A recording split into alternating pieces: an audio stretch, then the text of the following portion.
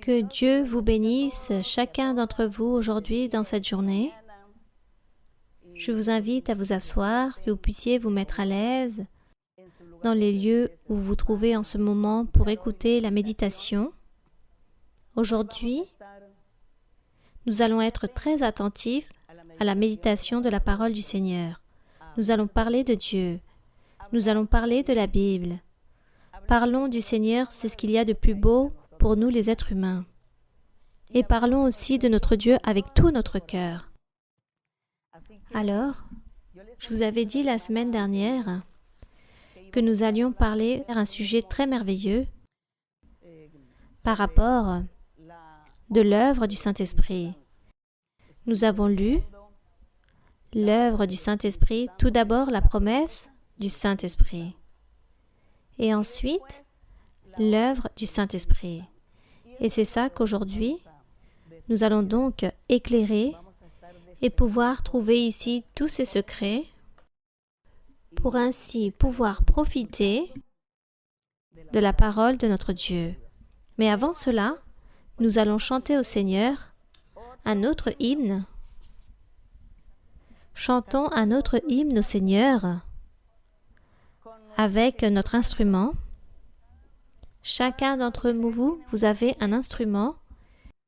Et ici, avec nos instruments, notre gorge, nous chantons à notre Dieu. Et nous disons au Seigneur que lui, il mérite absolument tout. Que les louanges sont pour lui, l'honneur est pour lui. Et qu'à chaque fois que nous ouvrons nos yeux lors du réveil, tous les matins, avant de nous lever, nous ouvrons nos yeux et nous disons un jour de plus de vie que Dieu nous donne. Que l'honneur soit pour notre Dieu. Nous allons donc chanter l'hymne 61 qui a pour titre « Le Consolateur », c'est-à-dire le Saint-Esprit. Donc le Consolateur est arrivé, ou le Saint-Esprit est arrivé. Alors nous allons chanter pour honorer notre Dieu. Partout où l'homme se trouve, la nouvelle proclamée, partout où il y a de l'affliction, malheur et douleur, chrétiens, annoncez que le Père nous envoyait, le fidèle consolateur, le fidèle consolateur, le fidèle consolateur que Dieu nous a promis. Au monde il descendit, partout où l'homme se trouve, dites-lui qu'il est arrivé, le fidèle consolateur. La nuit s'acheva et vint la lumière. Elle vint pour apaiser les ondes de la terreur. Ainsi l'âme fut une aurore céleste, le fidèle consolateur, le fidèle consolateur, le fidèle consolateur que Dieu nous a promis. Au monde il descendit, partout où l'homme se trouve, dites-lui qu'est arrivé le fidèle consolateur. C'est lui qui donne la santé et pleine liberté à ceux qui ont été captifs par ce grand tentateur. Aujourd'hui, ces cœurs brisés diront qu'est arrivé le fidèle consolateur, le fidèle consolateur, le fidèle consolateur que Dieu nous a promis. Au monde il descendit, partout où l'homme se trouve, dites-lui qu'est arrivé le fidèle consolateur. Ô grand éternel amour, Ma langue est bien faible pour pouvoir parler du don que j'ai obtenu, qui renouvela en moi une image céleste, le fidèle consolateur, le fidèle consolateur, le fidèle consolateur que Dieu nous a promis. Au monde il descendit, partout où l'homme se trouve, dites-lui qu'est arrivé le fidèle consolateur. Que la gloire soit pour notre Dieu. Excusez-nous toutes les erreurs qu'il y a eu, mais nous le faisons avec tout notre cœur. Tout cela pour notre Dieu, que la louange soit pour notre Dieu. Alors, merci à vous tous pour être là aujourd'hui, attentifs pour écouter l'enseignement du Seigneur. Mais avant cela, comme disait l'hymne que nous venons de chanter, en train de parler d'une promesse du Seigneur, d'une promesse que Dieu a réalisée à l'homme. Lorsqu'il parle de l'homme, il se réfère aux hommes et aux femmes, car le mot « homme », c'est un mot générique, et que Dieu s'est manifesté à l'homme. Dieu créa l'homme, Adam. Mais là-bas aussi, il créa la femme. Dieu créa l'homme et la femme. Mais à chaque fois qu'il se réfère à l'homme, que Dieu créa l'homme, que Dieu a béni l'homme, il se réfère aux hommes et aux femmes. Les femmes sont incluses dedans. Donc, lorsque Dieu créa l'homme et la femme, Dieu a réalisé de grandes promesses par rapport à son pouvoir, à son Saint-Esprit, à sa manifestation. Dans les premiers livres de Moïse, nous trouvons, lorsque le Seigneur a parlé à Abraham, il a parlé aux patriarches, ils ont parlé à tous ces grands personnages et il leur a dit que Dieu serait en train de parler à l'homme et à la femme, que lui, il serait en train de se manifester aux êtres humains et qu'il serait en train de leur parler à travers des prophéties, à travers des songes et à travers des visions. Ainsi fut la promesse que Dieu a faite à sa création, à toutes ses créatures. Donc, au fur et à mesure de la Bible, Dieu s'est manifesté en train d'envoyer des songes à beaucoup de personnes, en train de donner des visions aussi, comme lorsque Jacob eut une vision, lorsqu'il disait qu'il voyait une échelle qui montait vers le ciel et que des anges appartenant à Dieu montaient et descendaient. Des songes comme Dieu envoyait ses songes à José et que dans ce rêve, il rêvait qu'il y avait 12 étoiles et que 11 d'entre elles s'inclinaient vers lui. Et ainsi, successivement, dans toute la Bible, nous trouvons que Dieu parle à l'homme et à la femme à travers des songes, des visions et à travers la prophétie. Dieu a établi ses prophètes aussi pour pouvoir parler aux êtres humains, pour pouvoir enseigner le chemin qui mène à la vie éternelle, pour enseigner le chemin de la perfection, pour que eux ils puissent vivre une vie droite et parfaite devant Dieu. Car c'est ce que Dieu voulait ou ce que Dieu a toujours voulu, que les hommes ou que la création ou les êtres humains puissent louer Dieu, glorifier le nom de Dieu. Donc, c'est comme cela que Dieu a créé ces promesses très merveilleuses. Par rapport aux prophètes, nous trouvons aussi que le Seigneur disait que lors des derniers jours, pour le futur, il serait en train d'envoyer son Saint-Esprit et en train d'enseigner aux personnes, et que Dieu même serait avec chaque homme et chaque femme, en train d'enseigner son chemin, et qu'à chacun, il allait leur donner le Saint-Esprit. Ces promesses, nous les trouvons, et ainsi sont passées les générations, sont passées aussi toutes les années jusqu'au jour où le Seigneur Jésus-Christ est venu et que lui, il a commencé à prêcher, à enseigner la loi de Moïse, à la pratiquer et à enseigner aussi toutes ses promesses futures. Et parmi ces promesses, il parlait aussi du Consolateur. Nous avons vu lors des fois antérieures où le Seigneur a promis d'envoyer le Consolateur, le Saint-Esprit, qu'il allait venir, qu'il serait avec les personnes pour toujours.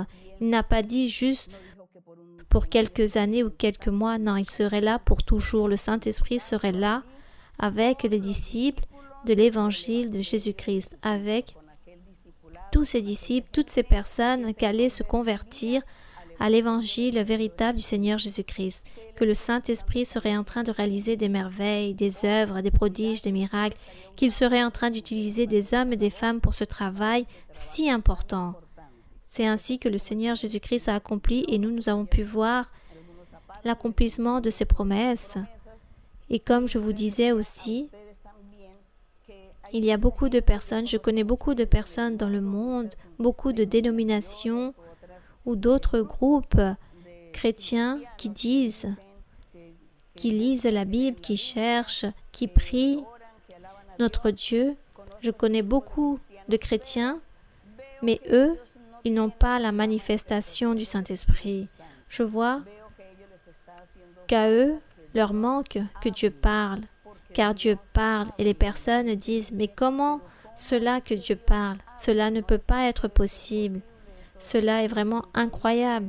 On ne peut pas croire qu'une personne, un être humain, puisse avoir l'Esprit de Dieu et que Dieu puisse parler à travers d'un homme ou d'une femme. Cela ne peut pas être possible, car nous sommes tous des pécheurs. » Voilà ce que j'entends dire des personnes. Mais aujourd'hui, nous allons parler, car la fois antérieure, nous avons lu certains versets de la Bible où le Seigneur Jésus-Christ avait promis d'envoyer le Saint-Esprit.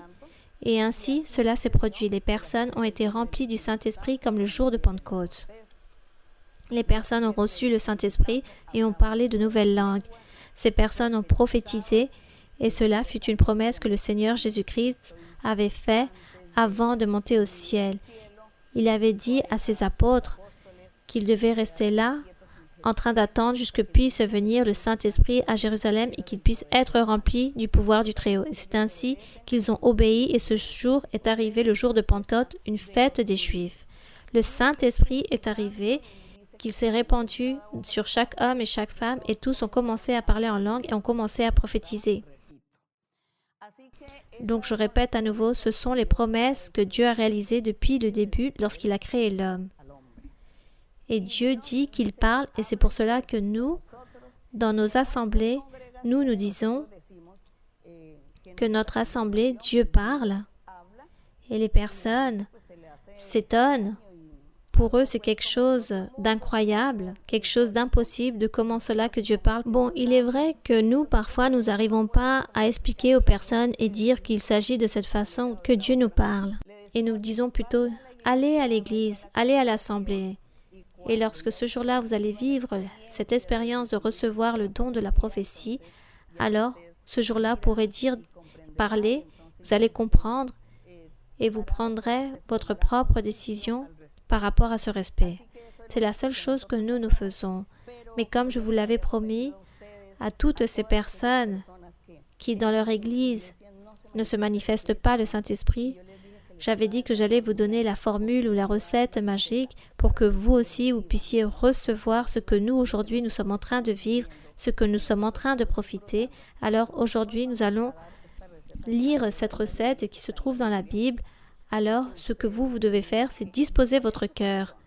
Vous qui peut-être, qui sont en train de se réunir dans d'autres lieux, dans d'autres églises, dans d'autres dénominations, peu importe comment elles se nomment, qu'il s'agit de dénominations chrétiennes, que vous dites que vous lisez la Bible, alors j'ai besoin que vous puissiez ouvrir la Bible là où la recette est écrite pour que Dieu aussi puisse parler, pour que Dieu puisse vous parler.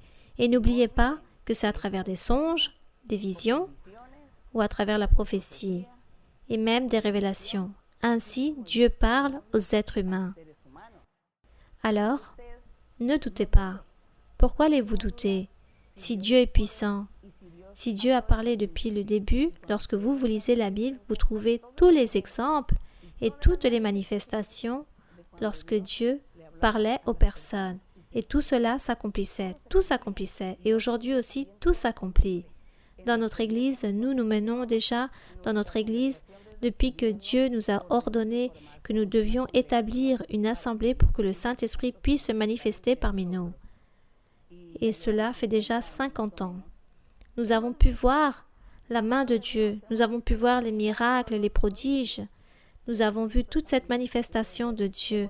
Nous avons vu cela par rapport à la prophétie que Dieu promet et il accomplit. Alors nous ne pouvons pas douter ou être égoïstes. Alors vous aussi, je pense que vous allez recevoir, si vous avez un cœur humble, simple, pour accepter la parole de Dieu, pour écouter les choses de Dieu, alors le Seigneur aussi vous donnera et il va vous démontrer que Dieu veut donner à tout celui qui demande, qui souhaite et qui désire.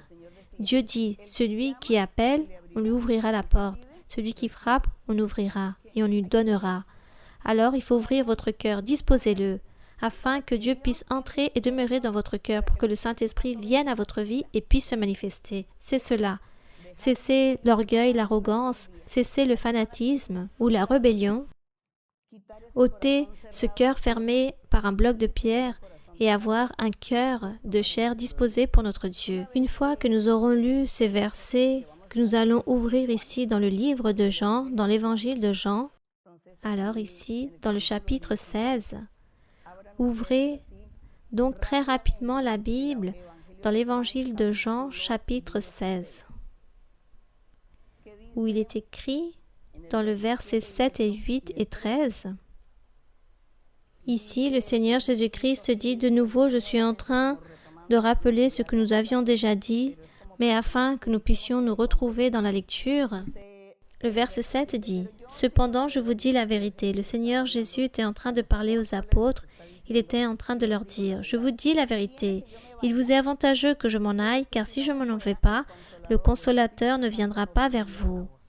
Mais si je m'en vais, je vous l'enverrai. J'enverrai l'Esprit Saint. » Donc, comme je vous le dis, nous sommes en train de répéter quelque chose que nous avions déjà enseigné. Et le Seigneur leur disait, « Lorsque celui-ci, le Saint-Esprit, viendra, il convaincra le monde en ce qui concerne le péché, la justice et le jugement. » Et nous lisons le verset 13 où il dit, « Quand le Consolateur, l'Esprit Saint, sera venu, l'Esprit de vérité, il vous conduira dans toute la vérité, car il ne parlera pas de lui-même, mais il dira tout ce qu'il aura entendu et vous annoncera les choses à venir. » Alors, il dit que le Saint-Esprit, lorsqu'il allait venir à nos vies, à l'époque, il avait dit cela aux apôtres, il disait « Attendez que l'Esprit Saint vienne. Lorsque celui-ci viendra à vous, il va vous rappeler et il vous dira tout ce que je vous ai enseigné et il vous annoncera encore plus de choses. Il va vous guider. Il va vous guider vers la vérité. Car ce n'est pas juste ce qui est écrit ici dans la Bible. Ce que nous avons dans la Bible, il s'agit d'une partie, juste pour que nous puissions comprendre ou avoir une lumière de qui est Dieu, ou qu'est-ce que nous sommes en train de faire en tant qu'être humain et vers où nous marchons. Le Saint-Esprit, c'est lui qui s'est chargé d'enseigner la doctrine, et cela s'est produit toujours ainsi. Après que le Seigneur Jésus-Christ est monté au ciel, qu'il a envoyé le Saint-Esprit le jour de Pentecôte, il dit qu'à partir de là, les apôtres ont commencé à recevoir la révélation du Saint-Esprit, de l'Esprit de Dieu, la doctrine, l'Évangile, comment ils devaient prêcher, enseigner et qu'est-ce que cela signifiait. L'apôtre Paul aussi rendait témoignage que lui, il était dans le désert à peu près pendant 2 ans et que là-bas, le Seigneur Jésus-Christ ou l'Esprit de Dieu lui a enseigné l'Évangile.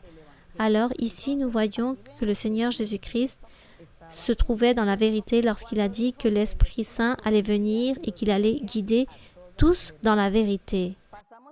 Allons ensuite, après que nous étions ici en train de rappeler la promesse du Seigneur Jésus-Christ, nous allons maintenant aller à la recette, à cette formule magique que chacun d'entre vous, vous devez apprendre, ouvrir votre cœur et avoir ce cœur disposé et demander à Dieu qu'il puisse aussi vous donner toutes ces expériences merveilleuses pour que vous ne puissiez plus douter et que vous puissiez au contraire profiter et vous sentir un vrai disciple de notre Seigneur Jésus-Christ, afin que vous puissiez vous sentir ainsi un vrai chrétien.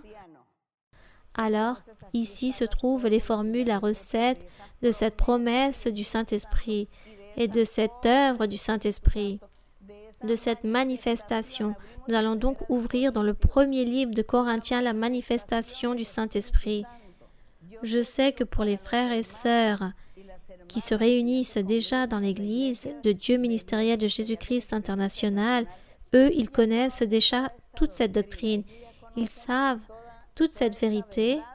Mais aujourd'hui, je suis en train de parler de tout cela, en train de renforcer l'enseignement pour que tous mes frères et sœurs puissent devenir docteurs et doctoresses de la parole du Seigneur. Alors, plus rien ne va nous échapper. Mais ces enseignements aussi vont pour toutes les personnes qui se demandent comment faisons-nous pour garder 1200 églises dans le monde, car il y a dans plus de 60 pays, comment faisons-nous pour contrôler ou gérer afin qu'il y ait cette unité, qu'il n'y a pas de division, pas de séparation, pas de conflit, pas de querelle? Ou comment cela se fait-il que personne ne se sépare ou qu'il n'y a pas de groupe à part en train de former une église ailleurs où le croyant est parti parce qu'il n'a pas aimé ce que le pasteur a prêché ou qu'un croyant a été déçu de la femme du pasteur ou parce que les croyants n'ont pas fait comme le pasteur le voulait? Alors, parfois, il y a des divisions, des incompréhensions dans des assemblées et chacun part avec son propre groupe dans des lieux différents pour établir des églises, à former d'autres églises différentes. Donc, les personnes prennent tout cela comme s'il s'agissait d'une affaire et tout cela déplaît à Dieu. Dieu veut que toutes les personnes, que tous les hommes et toutes les femmes qui sont assemblés en un seul, en le Seigneur, puissent être unis. Mais qui unit? Le Saint-Esprit, c'est lui qui unit, qui rassemble. Ce n'est pas les personnes ou l'habilité ou l'intelligence des êtres humains. Si une personne est très intelligente pour convaincre, pour plus intelligente qu'elle soit, elle est incapable de gérer un groupe de personnes, de les garder en une seule unité, les cœurs des personnes, la manière conceptuelle de chaque personne. Chaque personne a ses propres notions, ses propres critères et forme leur propre concept. Alors, quel être humain va pouvoir contrôler et convaincre toutes les personnes pour pouvoir les convertir en un seul concept, un seul critère, en une seule manière de penser? Tout cela est vraiment impossible, c'est même difficile. Juste le Saint-Esprit, l'Esprit de Dieu, le Consolateur que le Seigneur Jésus-Christ a envoyé sur la terre pour que celui-ci puisse être avec tous les croyants, avec tous les disciples ou avec tous les serviteurs du Seigneur Jésus-Christ dans son vrai évangile, pour que eux, ils puissent être guidés, orientés et appuyés par l'Esprit du Seigneur, afin qu'il y ait cette unité de l'Esprit, c'est-à-dire un seul Esprit, une seule foi, un seul Seigneur, un seul Dieu, un seul évangile. C'est cela, c'est le Saint-Esprit. C'est pour cela que nous devons nous laisser guider par l'Esprit du Seigneur. Laissons-nous guider par l'Esprit de Dieu. Cessons d'être ambitieux. Cessons d'être matérialistes. Renonçons à l'égoïsme, à l'orgueil, en train de toujours vouloir posséder des hauts niveaux, des responsabilités, ou de vouloir toujours être inscrits partout, ou d'obtenir des choses à notre avantage, car si nous serons ainsi, nous n'allons rien obtenir. Attendons que ce soit Dieu qui puisse nous gérer, qui puisse nous gouverner, et que c'est Dieu qui donne à qui il pense que la personne mérite. Donc nous, ce que nous devons faire, c'est disposer notre cœur avec tant d'humilité, tant de simpleté envers Dieu, et avec cet amour envers Dieu, afin que Dieu puisse faire de nous tous ces miracles merveilleux. C'est Dieu qui se charge de réaliser cette unité par rapport à tous les croyants, par rapport à toutes les assemblées. Ainsi est la réponse pour ceux qui me demandaient « Comment faites-vous pour pouvoir gérer tant de pasteurs ?» Combien de pasteurs? À peu près 5-6 000 pasteurs dans le monde. Comment faites-vous pour gérer tous ces pasteurs? Moi, je ne peux pas gérer. Je ne pourrais même pas gérer 5 pasteurs, je pense. Car ces 5, chacun ont une manière de penser différente. Ils ne vont pas se soumettre à mes ordres. Mais 5 000, beaucoup moins. Mais ce n'est pas nous, les dirigeants, ceux qui sommes en train de gérer les personnes. Nous ne soumettons personne. C'est l'Esprit de Dieu, le Saint-Esprit, la promesse de Dieu, la promesse du Saint-Esprit, que Dieu a dit, je parlerai à travers des songes, des visions, des révélations, la prophétie, je serai avec eux, le Saint-Esprit sera avec nous pour toujours. Alors, voilà ce que je veux que chacun d'entre vous puissiez comprendre aujourd'hui. Cela fait partie de cette recette merveilleuse pour pouvoir nous dire que nous sommes unis, qu'il y a cette unité. C'est beau de voir toutes ces 1200 églises qui existent dans plus de 60 pays lorsqu'elles écrivent, lorsqu'elles me racontent. L'Esprit Saint m'a parlé ici au Japon ou aux Philippines ou en Thaïlande. L'Esprit Saint m'a parlé. Dieu m'a envoyé un songe et il a dit que je devais faire ces choses de cette façon. J'étais en train de prier, Dieu m'a envoyé des visions et j'ai vu le Seigneur et le Seigneur m'a parlé, il m'a dit de faire ceci et cela. Tout cela est merveilleux. Et de même, le Seigneur m'a dit que je devais continuer vers l'avant, être ferme. Alors, toutes les personnes sont là, unies, car le Saint-Esprit, l'Esprit de Dieu, c'est lui qui unit. L'Esprit de Dieu, c'est lui qui ôte les conflits, les ambitions, le fait de toujours vouloir obtenir plus, l'arrogance. Tout cela, c'est Dieu qui rejette et Dieu commence à régner. Voilà ce que nous voulons, que Dieu puisse régner dans nos vies, dans nos cœurs, dans le monde entier, et que Dieu puisse nous libérer, et qu'il puisse nous enlever cette tendance au péché, qu'il puisse nous libérer de tant de choses mauvaises qui se développent dans le monde. Regardez tant de problèmes, tant de conflits, de sorcellerie par exemple, tant de sorcellerie, tant d'envoûtements qui existent dans le monde, dans plusieurs endroits, abondent toutes ces choses mauvaises, la sorcellerie ainsi que les maladies dans les corps. Tout cela produit des maladies psychiques ainsi que physiques qui tourmentent les personnes deviennent folles, les personnes n'arrivent plus à réfléchir car elles sont déséquilibrées et veulent faire souffrir tous ceux qui les entourent. Et de cette façon, les personnes sont en train de souffrir énormément.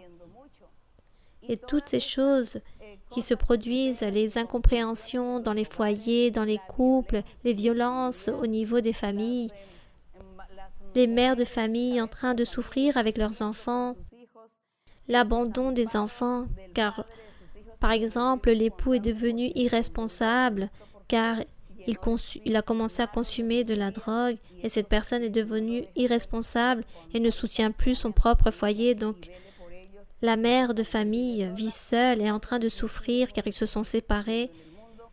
Et des personnes qui vivent tant de douleurs, tant de souffrances, tout cela nous le voyons dans le monde, mais pourquoi? Parce que les personnes n'ont pas Dieu, n'ont pas le Saint-Esprit, l'Esprit de Dieu dans leur être, afin que Dieu puisse être proche d'eux, puisse leur parler, les consoler, les guérir, faire des miracles.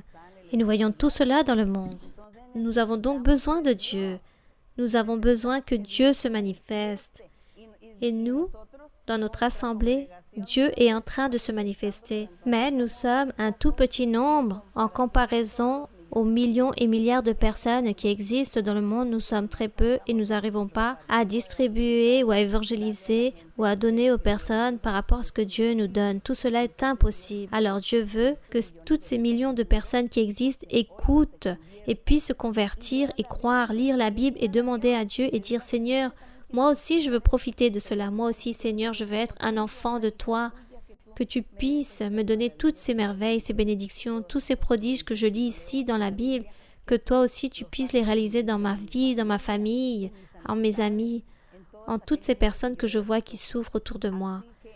C'est cela. Disposer votre cœur, c'est être humble, droit, sincère envers Dieu. Car ça, c'est la seule façon d'obtenir cette unité. Et comme je vous donnais la réponse aussi à ceux qui disent « Comment faites-vous pour pouvoir gouverner des pasteurs dans le monde entier ?» Non, on ne les gouverne pas, c'est l'Esprit de Dieu, c'est le Saint-Esprit, c'est lui qui gouverne, c'est lui qui nous a tous unis, qui nous réunit tous ensemble et nous nous aimons car Dieu veut que nous gardons cette unité. Et qu'est-ce que Dieu a révélé? Ceci, cela. Oui, Dieu a révélé là-bas en Chine, au Japon, en Afrique, et de même qu'il a donné à ses frères et sœurs, sans regarder la race, la langue, il les a bénis et ici aussi, Dieu est en train de faire la même chose avec nous. Mais nous voulons que toutes les personnes puissent connaître cette vérité, que tous puissent connaître Dieu, que tous puissent savoir que Dieu parle à l'homme, que Dieu parle aujourd'hui et demain et pour toujours. Dieu a toujours parlé depuis l'Antiquité, il a toujours parlé à l'homme et qu'il continue à parler. Nous voulons que les personnes comprennent tout cela. Nous allons donc ouvrir notre Bible dans le premier livre de Corinthiens, chapitre 12, les dons spirituels. Donc, sur les dons spirituels, nous avons déjà parlé de la promesse que Dieu a faite sur le Saint-Esprit. Il a envoyé le Saint-Esprit. Maintenant, nous allons lire par rapport à son œuvre, l'œuvre du Saint-Esprit, les dons spirituels. À quoi cela sert-il? Qu'est-ce que c'est? Et ici, dans le premier livre de Corinthiens, chapitre 12, nous allons lire très rapidement du verset 7 au 10. Du verset 7 au 10, où il dit ainsi. L'apôtre Paul était en train de parler avec l'église de Corinthe, en train de parler par rapport aux dons spirituels. Dans le premier verset, il dit « Pour ce qui concerne les dons spirituels, je ne veux pas, frères, que vous soyez dans l'ignorance par rapport à ces dons spirituels. Je ne veux pas que vous puissiez ignorer qu'il existe les dons spirituels. » Et ensuite, qui réalise cette brève introduction, l'apôtre Paul, il dit que le Saint-Esprit, c'est lui qui a convaincu l'homme, les personnes, que notre Seigneur Jésus-Christ est Dieu, le Fils de Dieu. Et il dit qu'il existe une diversité de dons. Il y a une grande diversité de ministères dans l'Église et diversité d'opérations et que c'est Dieu, un seul, en train de réaliser ses œuvres. Dieu le Père, le Seigneur Jésus-Christ, le Saint-Esprit. Eux, ils ont leur fonction, mais que réellement, il s'agit d'un seul Dieu. Il est écrit dans le verset 7, « Or, à chacun, à chaque être humain, de ceux qui se réunissent, qui appartiennent déjà à l'Église, qui ont disposé leur cœur pour Dieu, il dit qu'à chacun, la manifestation de l'Esprit est donnée pour l'utilité commune, pour leur vie spirituelle, sur chaque homme et chaque femme qui reçoit un certain don. C'est pour le profit de leur vie spirituelle, Dieu leur donne un don. Il dit, à l'un est donné par l'Esprit une parole de sagesse, à un autre une parole de connaissance, donc d'intelligence, de pouvoir comprendre les choses de Dieu pour pouvoir parler, pour pouvoir prêcher, pour pouvoir enseigner. Donc, il donne cette intelligence, cette connaissance. Dans le verset 9, il dit à un autre le don de la foi. Donc, le don de la foi, cette personne peut réaliser beaucoup de miracles.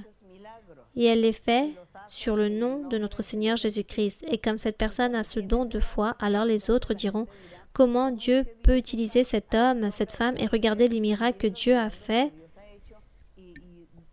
Et pourquoi Dieu ne fait pas ceci avec moi? Moi aussi, je veux faire la même chose et je n'y arrive pas. C'est parce que à cette personne, Dieu lui a donné ce don. Peut-être, vous, il vous donnera un autre don. Car il dit, par le même esprit, il y aura un autre, le don de guérison. À un autre, il va donner le don de guérison. Par le même esprit. Et lorsqu'il donne le don de guérison, que ce soit un homme, une femme, un frère, une sœur qui a le don de guérison, lorsque cette personne va prier pour la personne qui est malade, va imposer les mains, la personne va guérir, peu importe sa maladie, car Dieu avait donné à ce frère ou à cette sœur le don de guérison. Alors Dieu, aujourd'hui, fait toutes ces choses. Dieu n'est pas mort. Lui, il continue à être vivant, car les personnes des mêmes dénominations se lient en disant que cela appartenait juste pour l'ancien temps, pour l'Église primitive où il y avait les apôtres. Aujourd'hui, cela n'existe plus. Eh bien, vous êtes en train de vous tromper. Ouvrez vos yeux. Ne vous laissez pas tromper par votre propre connaissance qui vous a toujours induit en erreur. Lisez la Bible, regardez ce que je suis en train de vous dire. Je suis en train de vous dire la recette, la formule. Lorsque vous vous demandez pourquoi nous, notre Église, se trouve dans le monde entier, car maintenant, dans 102 pays, il existe des groupes et l'Église est là établie dans plus de 60 pays.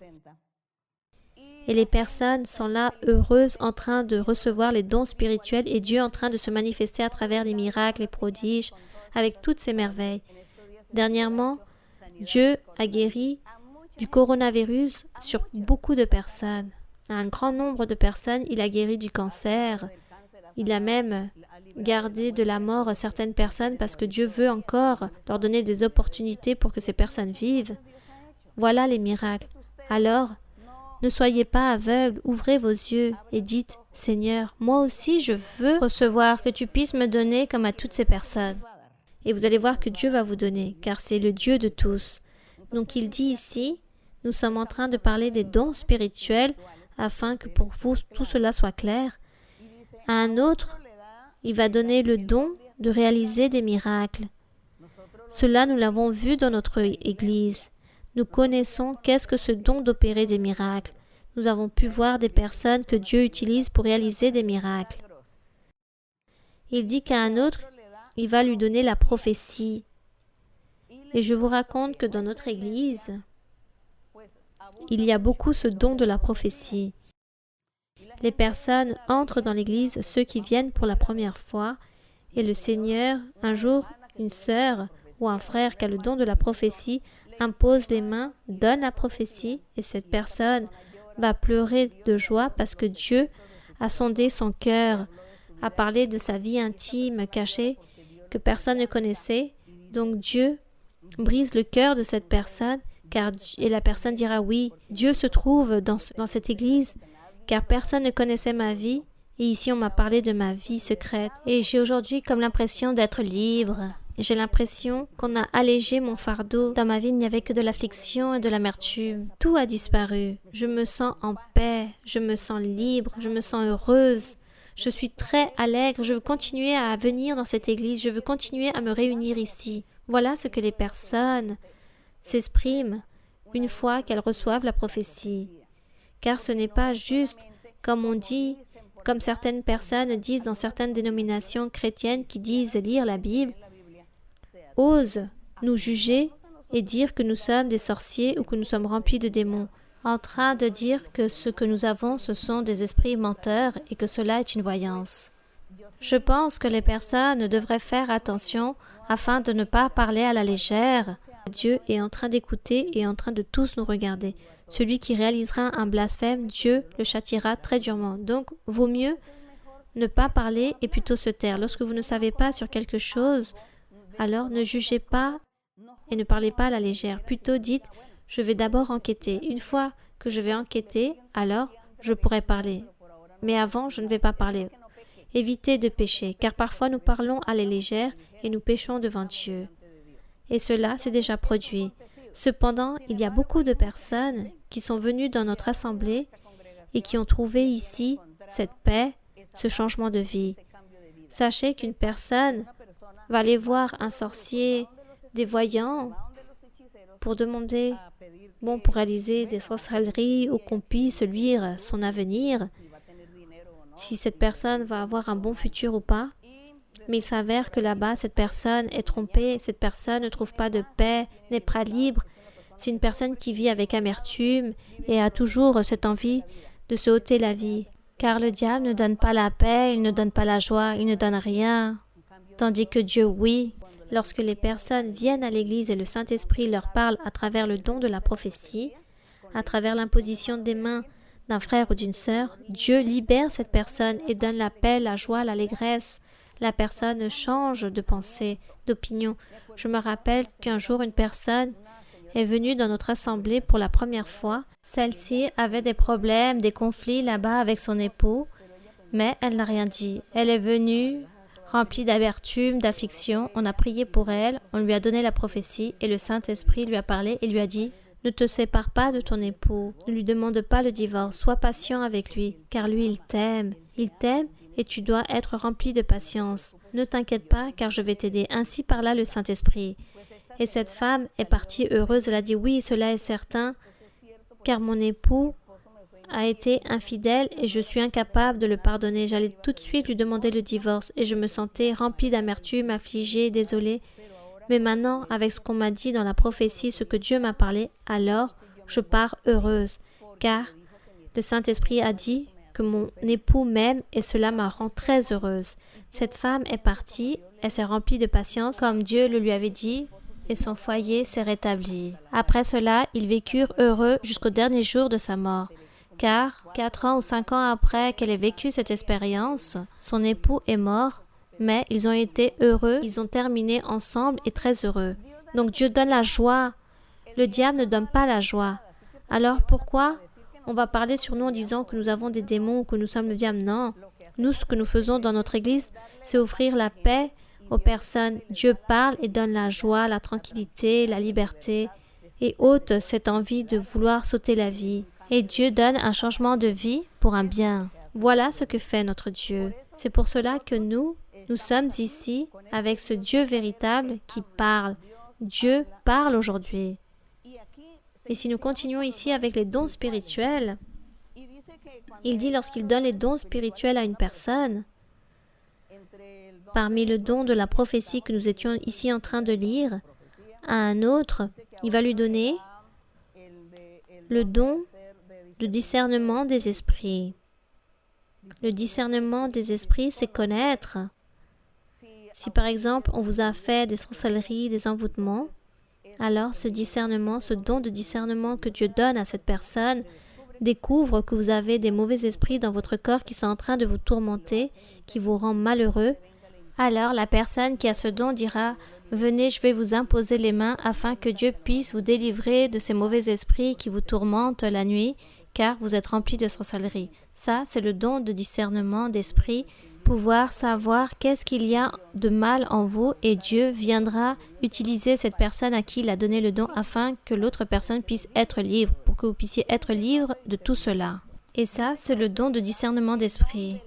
À un autre, il donnera la diversité des langues, le fait de parler plusieurs langues, dialectes ou langages, mais ces langues, ce n'est pas ceux que nous connaissons par rapport au français, l'allemand, l'anglais, l'hollandais, l'italien ou portugais. Non, il ne s'agit pas de ces langues. Il s'agit de langues d'anges que personne ne peut comprendre. Un homme ou une femme, ou les frères et sœurs de l'Église qui ont reçu beaucoup ce don de diversité de langues parlent en langue, mais la personne qui est à côté d'eux ne savent pas ce que ces personnes sont en train de dire, qu'il s'agit d'un langage d'ange, mais le Saint-Esprit est en train de permettre que cette personne puisse se sentir heureuse, libre, en train de louer le Seigneur, et le Saint-Esprit aussi est en train de louer le Seigneur parmi ces langues ou parmi ce dialecte. Dieu le comprend. Mais pourquoi cette louange est pour Dieu? Mais pourquoi Dieu le fait? Parce que le cœur de cette personne était disposé et c'est pour cela que Dieu lui a donné ce don. Donc cette personne parle diverses langues pour glorifier notre Dieu. À un autre, il lui donne aussi le don d'interprétation de langue. Et ici, il dit que tous ces dons, le Saint-Esprit le donne à chaque homme et chaque femme dans l'Église. Particulièrement, il leur donne ce que Dieu veut donner aux personnes. À une personne, Dieu peut donner beaucoup de dons. À un autre, il peut lui donner un don ou 2 dons. Tout dépend comment Dieu le souhaite. Mais ainsi est la manifestation que nous avons ici dans notre assemblée. Allons ensuite dans le premier livre de Corinthiens, chapitre 14. Dans le chapitre 14, la manifestation. Là, j'étais en train de vous lire la recette, la formule. Et comme je vous le dis, aux frères et sœurs, vous avez déjà la doctrine, vous avez la connaissance et vous vivez même les expériences. Mais je veux que vous puissiez aussi apprendre pour que vous puissiez enseigner à d'autres personnes. Car vous vivez l'expérience, mais parfois nous n'avons pas la formule ou la manière d'enseigner. Alors, c'est pour cela qu'aujourd'hui, nous sommes en train de faire un rappel, mais comme je sais qu'il y a beaucoup de personnes qui n'appartiennent pas à notre assemblée, qui sont aujourd'hui en train d'écouter, alors je vous donne la recette, la formule, pour que vous aussi, comme nous aussi, nous sommes en train de profiter de la présence de notre Dieu, en train de profiter de ces merveilleux dons du Saint-Esprit, que vous aussi, vous puissiez en profiter, car vous aussi, vous pouvez disposer votre cœur et vous allez profiter de toutes ces merveilles, de tous ces dons. Tout cela est merveilleux. Le jour où vous allez venir me raconter, Dieu m'a donné ces dons merveilleux, je suis ici pour servir Dieu avec tout mon cœur, tout cela serait vraiment très merveilleux. Et ici, il dit dans le chapitre 14 du premier livre de Corinthiens, nous allons peut-être pas lire tous les versets, mais nous allons retenir les choses plus importantes. Par exemple, rechercher la charité, aspirer aussi aux dons spirituels, mais surtout à celui de prophétie. Car il dit, rechercher la charité, aspirer aussi aux dons spirituels, mais surtout à celui de prophétie. En effet, celui qui parle en langue ne parle pas aux hommes, mais à Dieu, car personne ne le comprend. Et c'est en esprit qu'il dit des mystères.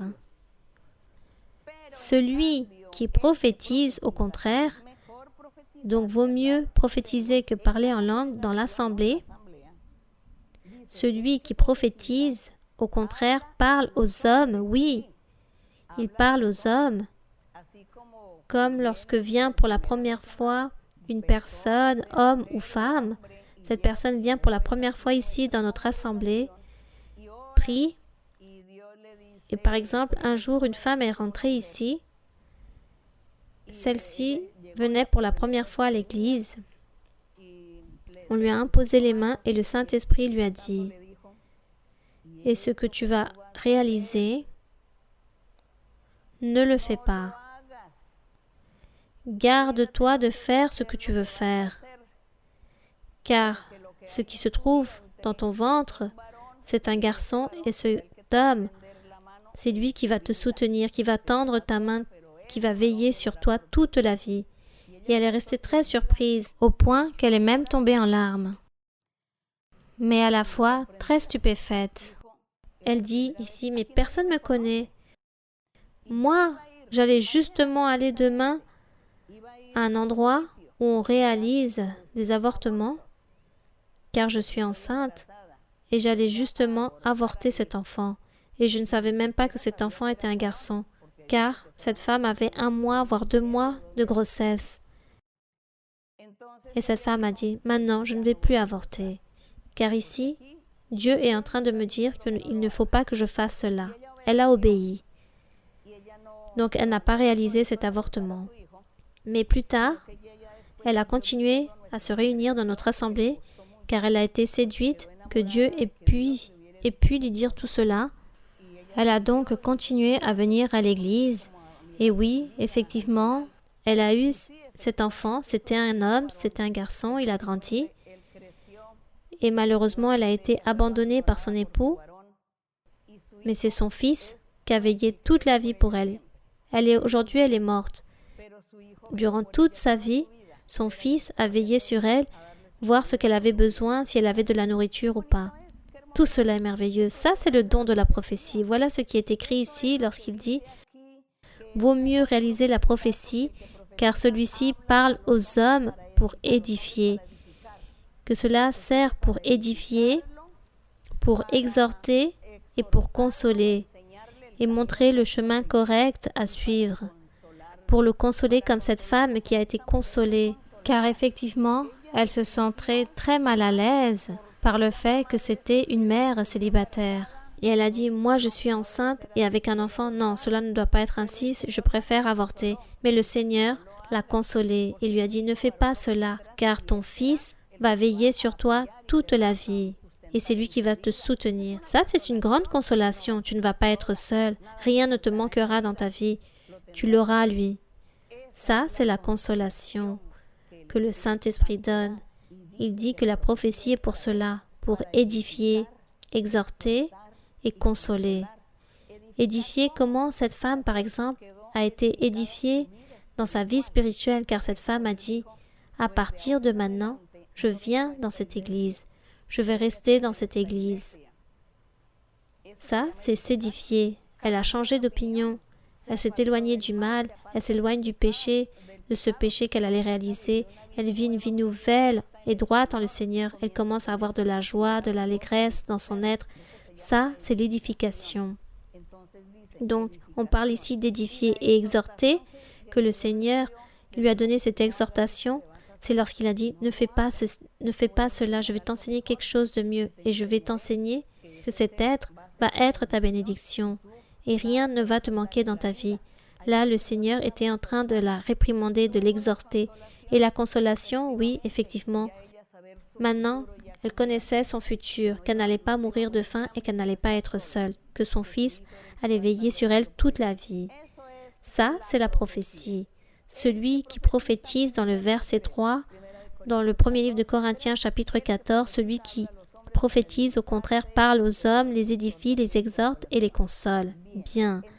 Donc, il dit que celui qui parle en langue s'édifie lui-même, mais celui qui prophétise édifie l'Église. Voilà, ça c'est une vérité. Le don de la prophétie, c'est pour l'édification de toute l'Église. Alors, c'est pour cela, lorsque vous vous dites, vous vous demandez, comment faites-vous pour gérer tant de pasteurs? Il doit se soumettre à vous. Car moi, j'ai une église de 400 personnes et je suis incapable que ces personnes puissent se soumettre à moi.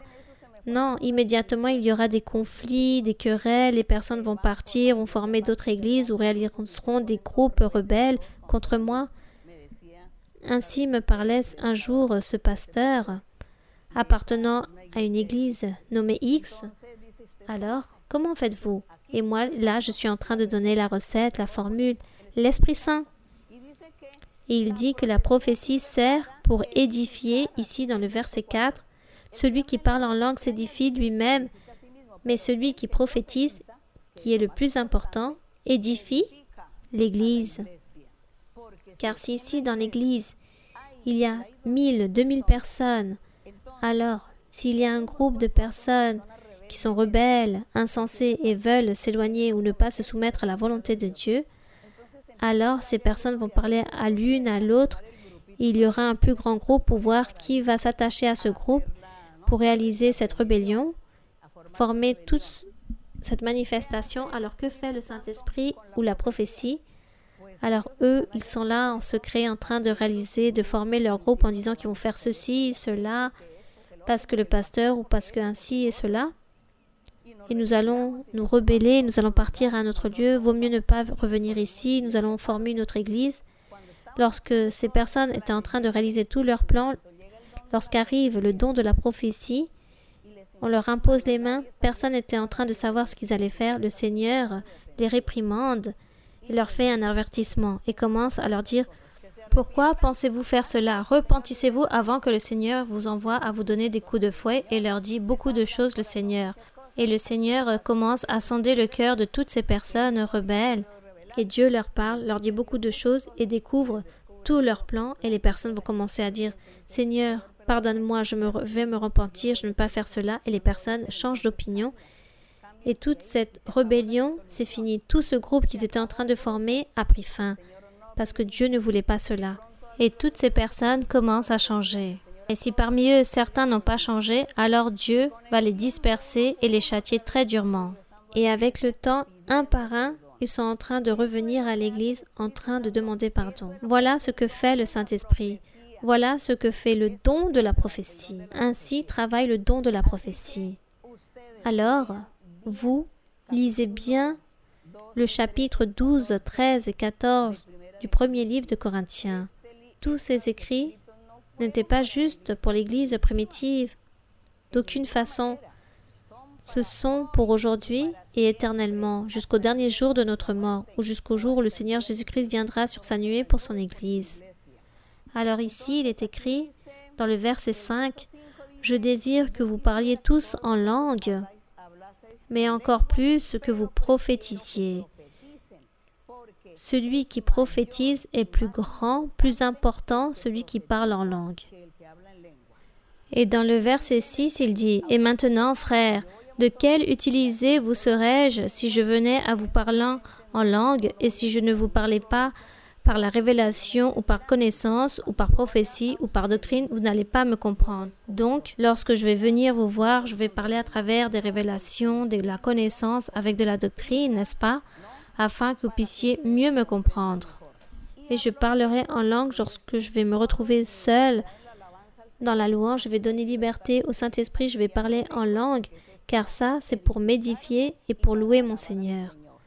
Et là, je parlerai en langue. Mais devant les personnes, il s'agit que de prophétie ou de doctrine ou par révélation.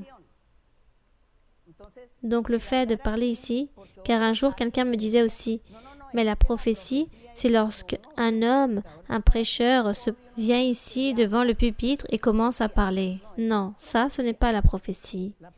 La prophétie, ici se trouve le verset, il existe un verset clé, lorsque vous puissiez comprendre et faire la différence, qu'est-ce que la prophétie et qu'est-ce que prêcher. Ce que je suis en train de faire en ce moment même, je suis en train de vous donner un enseignement. Je ne suis pas en train de prophétiser. À aucun moment je suis en train de prophétiser. Je suis en train de vous donner un enseignement ou en train de prêcher, comme vous voulez le nommer, prêcher ou enseigner. Mais je ne suis pas en train de prophétiser, c'est différent. Et ici, il y a un verset, pour que ça soit clair, qui est écrit où l'apôtre Paul, en train de se référer lorsqu'il allait visiter une église, il allait parler dans la langue pour que tous puissent se comprendre avec doctrine. Car il dit, si je commence à parler en langue, il s'agirait comme d'une trompette dans le verset 8. Et si la trompette rend un son confus qui se préparera au combat, de même vous, si par la langue vous ne donnez pas une parole distincte, comment saura-t-on ce que vous dites? Car vous parlerez en l'air. Quelque nombreuses que puissent être dans le monde des diverses langues, il n'en est aucune qui ne soit une langue intelligible. Voilà ce qu'il dit. Il dit que chaque langue, aucune d'elles n'est une langue intelligible. Donc, il dit, quand le Seigneur, le Saint-Esprit, lorsqu'il donne cette langue, comme les personnes ne le comprennent pas, ne peuvent les interpréter, alors il était mieux de se taire que dans l'Église, il fallait parler par soi-même et pour Dieu. Mais la prophétie, c'est ce qu'il y a de plus important. Donc il dit, dans le verset 12, il dit, je vous conseille que lorsque vous êtes face à l'assemblée, vaut mieux parler avec des paroles, avec la langue naturelle que tout le monde parle, pour que celui-ci puisse être compris. Ainsi de vous-même, puisque vous aspirez au don spirituel ici dans le verset 12, de même vous, puisque vous aspirez au don spirituel, que ce soit pour l'édification de l'Église que vous cherchez à en posséder abondamment, afin que l'Église soit édifiée. Il dit que celui qui parle en langue, qu'il puisse demander à Dieu pour interpréter ce don de langue. Et ensuite, si nous allons... parce qu'il continue à parler ici par rapport aux langues, car il ne serait pas bon qu'ici, depuis le pupitre, que la personne qui prêche, remplie du Saint-Esprit, parle en langue et toutes les personnes en train d'entendre, mais sans comprendre. Alors, Dieu disait, laissez cela pour après, lors des cultes de louange, dans l'intimité avec Dieu. Donc ici, dans le verset 17, il dit, tu rends, il est vrai, lorsque tu parles en langue, tu es en train de donner des actions de grâce, mais comme personne ne comprend, personne va dire, oui Seigneur, que la gloire soit pour toi, parce que les personnes ne comprennent pas ce que la personne est en train de dire. Alors, cela n'est pas édifié. Et dans le verset 18, l'apôtre Paul dit que lui, il parlait plus de langues que n'importe qui. Il disait, je rends grâce à Dieu de ce que je parle en langue plus que vous tous. Mais, quand je suis dans l'assemblée, dans l'église ou dans les réunions, je préfère parler 5 paroles avec mon intelligence afin d'instruire aussi les autres que 10 000 paroles en langue. Il était en train d'enseigner ici la prudence, la sagesse. Lorsque nous sommes ici dans l'église, moi par exemple, mes frères et sœurs, je vous rends témoignage. Parfois, moi, j'avoue parler beaucoup de langues. Lorsque je prie, je suis toujours en train de parler en langue, toujours. Je peux rester en train de parler en langue 3 heures. Mais lorsque je suis en train d'enseigner aux personnes, ici comme aujourd'hui en train d'enseigner, je m'abstiens et je ne vais pas parler en langue, car vous n'allez pas me comprendre.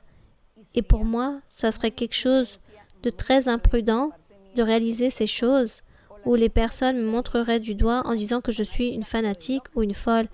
Alors, je parle dans la langue maternelle, mais lorsque je suis en train de prier au Seigneur, je parle diverses langues. Donc, là, on va dire que je ressemble un peu à l'apôtre Paul. Donc, il est écrit ici, l'apôtre dit que notre Dieu a fait une promesse très merveilleuse dans le livre des prophètes Ésaïe, dans Ésaïe 28, 11, que Dieu avait dit au peuple d'Israël à travers le prophète Ésaïe. Dans la loi, il est écrit, dans d'autres langues et avec d'autres langues, je parlerai à ce peuple, et même comme ça, les personnes ne pourront comprendre, le Seigneur dit, et cela est certain. Car il dit que dans d'autres langues, dans le verset 22, par conséquent, les langues sont un signe, non pour les croyants, mais pour les non-croyants. C'est-à-dire, les personnes dans l'Église qui parlent en langue, lorsque les non-croyants entendent parler ces langues, ou lorsque vous-même, vous vivez cette expérience, que vous commencez à parler en langue, alors vous allez croire en le Seigneur et vous allez dire oui, ça, c'est l'Église où je dois être car Dieu se manifeste. Car le Seigneur m'a donné des langues et je ne peux moi-même les éviter de les parler. Je ne peux éviter de m'exprimer en parlant ces langues lorsque je suis en train de prier ou louer le Seigneur.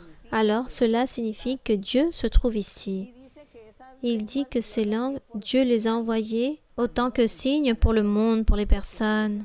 Car le Seigneur Jésus-Christ, lorsqu'il a dit aux apôtres, « Restez à Jérusalem, car vous devez recevoir le Saint-Esprit. » Et le signe, c'est qu'ils allaient parler d'autres langues, et que sur les malades, ils devaient imposer les mains et ils guériront. Il y aura des miracles. Ça, c'est le signe. Lorsque cela se produira dans vos vies, alors vous devez dire, « Ici, Dieu se trouve. » Car ça, c'est le signe, le miracle que Dieu a envoyé aux hommes et aux femmes pour qu'on puisse croire et savoir que Dieu est là en train de se manifester. Donc ça, c'est le signe, le miracle. Car aujourd'hui, les personnes disent « Envoyez-moi un signe, un miracle, ou une preuve, ou une démonstration, pour savoir si ce que vous dites est vrai. » Pour tout, il doit y avoir une démonstration. Et Dieu a envoyé des signes, les miracles, les langues. Alors vous, sûrement, un jour, vous allez commencer à parler en langue, et lorsque vous allez commencer à demander à Dieu toutes ces bénédictions, ces dons spirituels, aujourd'hui dans votre assemblée, et si vous êtes sincère, alors sûrement Dieu, ce qu'il va vous donner, ce sont les langues, pour que vous puissiez croire. Et après les langues, viendra le reste des dons. Donc il dit que les dons est un signe pour celui qui ne croit pas, que la prophétie, au contraire, est un signe que Dieu a donné aux croyants.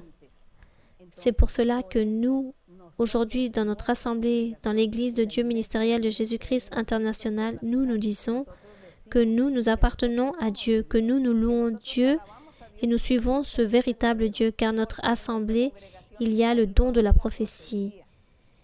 Et nous avons déjà, depuis plus de 50 ans, démontré une et des milliers de fois que la prophétie, que Dieu parle à toutes les personnes, tout cela s'est accompli, s'accomplit, et il continuera à s'accomplir. C'est pour cela que nous sommes certains et convaincus que celle-ci, il s'agit de l'œuvre de Dieu, de l'assemblée de Dieu. Nous sommes ici et Dieu est en train de se manifester ici parmi nous. Et si vous voulez aussi cette manifestation, cherchez, disposez votre cœur, acceptez, ne doutez plus, ne dites plus que cela était pour les anciens temps, ne dites plus que cela était pour l'époque apostolique, que cela est impossible ou que cette personne est en train d'établir une prophétie. Non, le don de la prophétie, c'est quelque chose de très différent. Dieu le donne à la personne et la personne impose les mains pour qu'elle puisse commencer à donner la prophétie. Et aussi, Dieu, dans l'Évangile, le Seigneur nous a promis, à part le fait de donner les dons spirituels, il nous a dit qu'il allait établir des prophètes, des apôtres, des évangélistes, des docteurs, qu'il serait en train d'établir tout cela dans son Église pour que ces personnes aillent prêcher dans le monde entier. Donc le prophète peut-être est le seul qui n'a pas besoin d'imposer les mains pour pouvoir donner une prophétie. Le prophète peut marcher dans les rues, se rencontrer avec un croyant. Le croyant peut-être est désespéré, en train de vivre une situation difficile. Et le croyant va dire « je vis ceci ou cela ». Et Dieu va soutenir le prophète.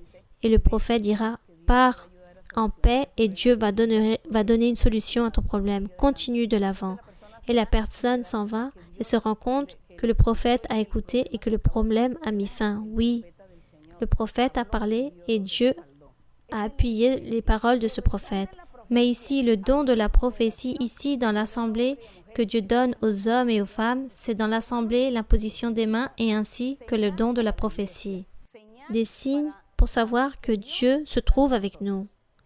Et ici, il est écrit dans le verset 23, je voudrais que là-bas, tous vous puissiez lire le verset 23 qui dit « Si donc, dans une assemblée de l'Église entière, tous parlent en langue et qu'il survienne des hommes du peuple ou des non-croyants, ne diront-ils pas que vous êtes fous? Oui, ils vont dire que vous êtes fous. Mais, dans le verset 24, « Mais si tous prophétisent et qu'il survienne quelque non-croyant ou un homme du peuple, il est convaincu par tous et il est jugé par tous. » Et dans le verset 25, il dit « Les secrets de son cœur sont dévoilés de telle sorte que tombant sur sa face, il adorera Dieu et publiera que Dieu est réellement au milieu de vous. » Gloire au Seigneur, gloire à notre Dieu. Voilà ce que nous, aujourd'hui, nous sommes en train de vivre dans notre Église. Nous sommes en train de le vivre depuis plus de 50 ans. Car il y a 50 ans à peu près, j'ai connu la Bible. Et nous avons commencé à lire, à enquêter. Lorsque nous avons découvert les dons spirituels, nous avons commencé à demander au Seigneur, et les dons spirituels, où sont-ils? Je n'ai jamais entendu dire que dans une église, il y ait ces dons spirituels en train de travailler. Et le Seigneur, c'est lorsqu'il a eu cette miséricorde avec nous, il a dit, mais tous sont matérialistes. Les personnes sont devenues matérialistes. Ceux qui disent qu'ils me cherchent, qui lisent la Bible, ceux qui disent être chrétiens, sont tous matérialistes. Ils sont tous ambitieux et ne cherchent pas les choses spirituelles. Ils ne cherchent que l'argent, leur propre profit, leur propre convenance. Ils ne sont pas sincères. C'est pour cela que je ne leur envoie pas les choses spirituelles. Mais lorsque quelqu'un viendra qui sera désintéressé, qui ne soit pas rempli d'ambition et qui aura un cœur disposé pour chercher les choses spirituelles, je le donnerai. Et c'est là lorsque le Seigneur a commencé à nous réaliser cette promesse merveilleuse qu'il allait nous donner les choses spirituelles. Nous étions à peine que 4 personnes, nous étions en train de prier lorsqu'un jour, à 1h du matin, nous étions en train de prier, nous étions 4, et Dieu a dit, vous qui êtes si peu de ce petit troupeau, je ferai une grande église en Colombie et dans le monde entier. Continuez vers l'avant, je vais vous appuyer, je vais être avec vous, je vais vous donner les dons spirituels, je vous donnerai les bénédictions, je vais tout vous donner, l'argent pour pouvoir évangéliser dans le monde entier. Je vais vous donner absolument tout, vous n'allez pas avoir besoin de demander quelque chose à quelqu'un. Nous avons été obéissants et Dieu a commencé à nous envoyer des visions, des songes, la prophétie. Le Seigneur a commencé à nous parler. Dieu est merveilleux jusqu'au jour d'aujourd'hui. Et encore aujourd'hui, Dieu se trouve dans toutes les églises. On remercie le Seigneur car il est dans le monde entier et beaucoup de personnes appartenant à diverses langues et diverses races sont en train de connaître cette merveilleuse vérité. C'est pour cela, ça c'est la recette. Ça c'est la formule où il est écrit dans le verset 24 et 25. Mais si tous prophétisent et qu'il survienne quelque non-croyant ou un homme du peuple, il est convaincu par tous, il est jugé par tous, car les secrets de son cœur sont dévoilés, de telle sorte que tombant sur sa face, il adorera Dieu, en train de dire que Dieu se trouve parmi vous, au milieu de nous. C'est pour cela que nous croyons que le Seigneur se trouve avec nous. Alors, ainsi est l'invitation pour chacun d'entre vous. Là est la recette, la formule pour que vous aussi vous puissiez recevoir, car le Seigneur a dit, tout celui qui souhaite, qui désire, qui veuille disposer son cœur, moi je lui donnerai. Alors, Ça, c'est le mystère. Ça, c'est la recette. La sincérité, l'intégrité envers Dieu, l'honnêteté, la droiture, aucune ambition, aucun orgueil, aucune arrogance, aucune vanité, aucune convoitise, aucun égoïsme, rien de cela. Il ne doit qu'exister que de la loyauté, de l'honnêteté. Le mensonge ne doit pas exister parmi nous, mais juste la vérité. C'est cela. Alors ça, c'est ce que Dieu veut. Vous voulez recevoir? Alors, peu importe la dénomination où vous êtes, mais ceux qui disent être chrétiens et lire la Bible, celle-ci est votre invitation pour que vous aussi, vous puissiez recevoir. Pourquoi pas les autres qui disent ne pas être chrétiens aussi, mais qui croient en Dieu? Vous aussi, pour vous aussi, existe cette invitation. Lisez et acceptez avec humilité cette doctrine, cette parole, ce que nous sommes en train de vivre aujourd'hui. Nous sommes en train d'expérimenter. Ou du contraire, je vous invite, le jour où passera tout, où terminera cette pandémie, toutes ces choses, et que les temples puissent s'ouvrir à nouveau, nous vous invitons pour que vous puissiez venir à l'Église et que vous puissiez recevoir la prophétie et que vous puissiez expérimenter qu'est-ce que vivre ou écouter la parole du Saint-Esprit. Qu'est-ce qu'entendre parler de Dieu à travers la prophétie. Voilà ce que Dieu nous a donné et ce que nous avons tous ici, et c'est ça qui nous unit. Voici ce qui nous rassemble. Une seule pensée, un seul homme, un seul cœur, une seule foi, un seul Seigneur. Une assemblée. Que la gloire soit pour notre Dieu. Que l'honneur soit pour notre Dieu. Vous êtes tous aujourd'hui invités. Je vous ai donné la formule, la recette pour que vous, ainsi, vous ne demandez plus autant par rapport à qu'est-ce que nous faisons ici dans l'Église de Dieu ministérielle de Jésus-Christ international. Lire la Bible et disposer avec sincérité avec notre Dieu et demander à Dieu au Saint-Esprit. On remercie le Seigneur. Nous allons donc maintenant prier. Et ensuite, nous allons chanter ce cantique 119 qui dit « Chaque jour avec Christ ». Donc, nous allons prier « Père céleste, éternel Dieu, Père de notre Seigneur Jésus-Christ, notre Dieu, Père d'Abraham, d'Isaac et de Jacob, à qui, Seigneur, tu as parlé, que tu as juré, tu as réalisé une alliance, tu as juré par toi-même, tu as réalisé une promesse merveilleuse à chacun d'entre eux, pour que eux, Seigneur, ils puissent continuer et tracer tout ce chemin avec leur vie, avec leur foi, en train de croire en toi, car eux, ils ont cru, mon Seigneur. Ils ont cru, et c'est pour cela, Seigneur, qu'aujourd'hui tu les as dans ces hauts lieux, dans ces lieux célestes. Béni soit notre Dieu. Nous avons pu profiter de notre vie. Nous avons, durant tous ces 50 ans, nous avons réjoui de ta présence. Nous avons profité de tes miracles, de tes prodiges. Nous avons pu voir ta main toute puissante, miraculeuse, miséricordieuse. Nous avons vu aussi ton pardon. Nous avons vu tes promesses qui ont été fidèles. Tu les as toujours accomplies au pied de lettre. Tu n'as jamais rien oublié, même pas une seule virgule. Parfois, nous écrivons même les choses pour ne pas les oublier, mais toi, tu nous les rappelles. Tu n'oublies absolument rien. Tout, tu l'accomplis. Nous sommes heureux, Seigneur, de t'avoir connu, d'avoir connu ce chemin. Nous sommes heureux de profiter de ta présence, de profiter de la présence du Saint-Esprit, de profiter des dons spirituels. Nous savons, Seigneur, qu'il existe un ennemi, un adversaire, le diable. Et le diable, toujours avec sa haine, c'est toujours notre ennemi, car nous suivons ton chemin. Il veut toujours réaliser des méchancetés contre nous, nous faire souffrir, ou il essaie de nous confondre, mais il ne l'obtient jamais. Car nous sommes avec toi, mon Seigneur, et toi tu nous gardes, tu te bats pour nous, cette bataille, car tous les jours nous sommes en train de lutter, de nous battre contre l'ennemi. Mais toi, Seigneur, tu nous donnes les victoires, tu nous donnes ce triomphe. Merci, Seigneur. Et c'est pour cela, Seigneur, que nous enseignons à toutes les personnes qui n'ont pas encore expérimenté cela de vivre ces expériences si merveilleuses avec toi. Eux n'ont pas vécu ces expériences.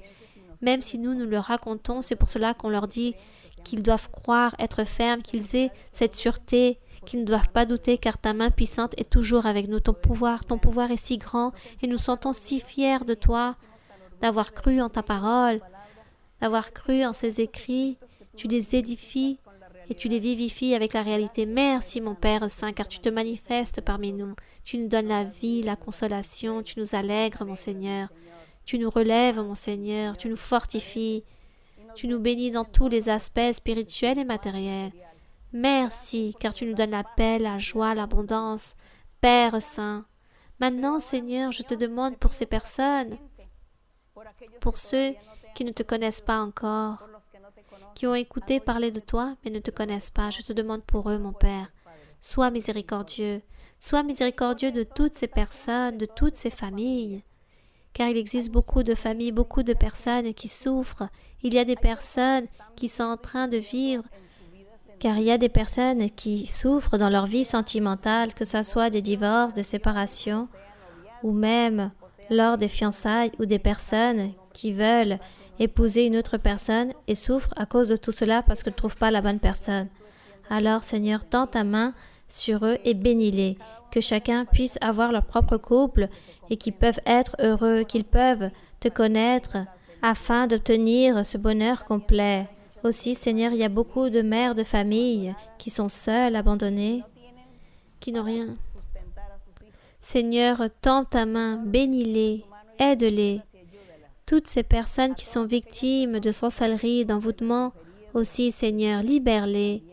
Romps les chaînes, l'œuvre de l'ennemi, et que tu puisses réprimander les sorcelleries, que tu puisses réprimander toutes ces sorcelleries, ces envoûtements. Donne la paix, ôte les conflits familiaux, ôte, Seigneur, toutes les folies que les personnes veulent réaliser à cause de cet enfermement. Les personnes deviennent folles, schizophrènes. Je te demande, Seigneur, que tu puisses écouter les clameurs de chaque personne, car eux, ils invoquent ton nom d'une manière ou d'une autre, que ce soit d'une bonne ou mauvaise façon qu'ils le font.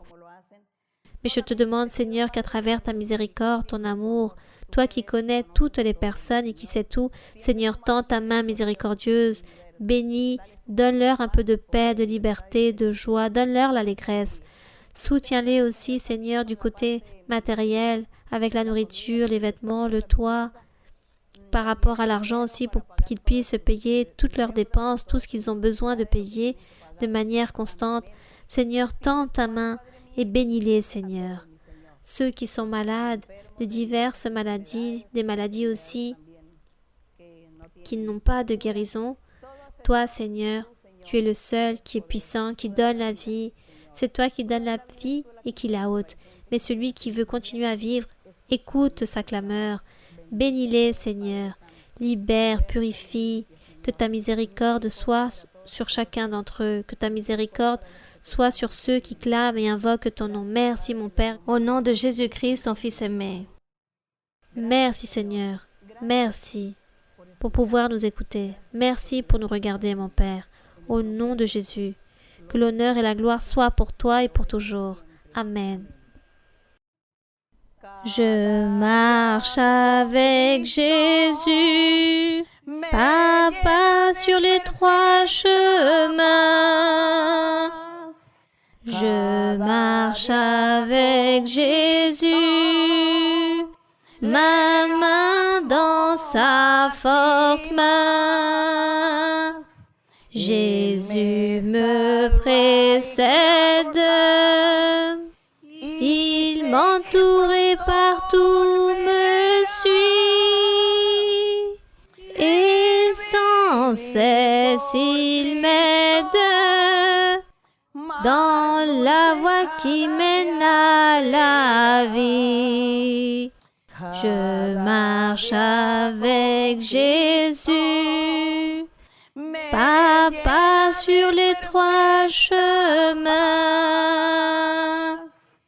Je marche avec Jésus, ma main dans sa main forte. Jésus me précède, il m'en tout me suit,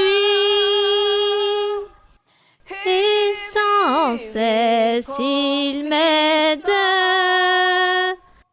dans la voie qui mène à la vie. Béni soit le Seigneur. On remercie notre Père. Merci Seigneur, au nom glorieux de Jésus-Christ. Merci. Merci à chacun d'entre vous. Que Dieu vous bénisse, que Dieu vous garde et vous protège, et que Dieu puisse écouter toutes vos prières, tous vos cris, et qu'à chaque fois que vous invoquez le nom de Dieu, qu'il puisse être attentif à vous écouter. Que Dieu vous bénisse. Merci.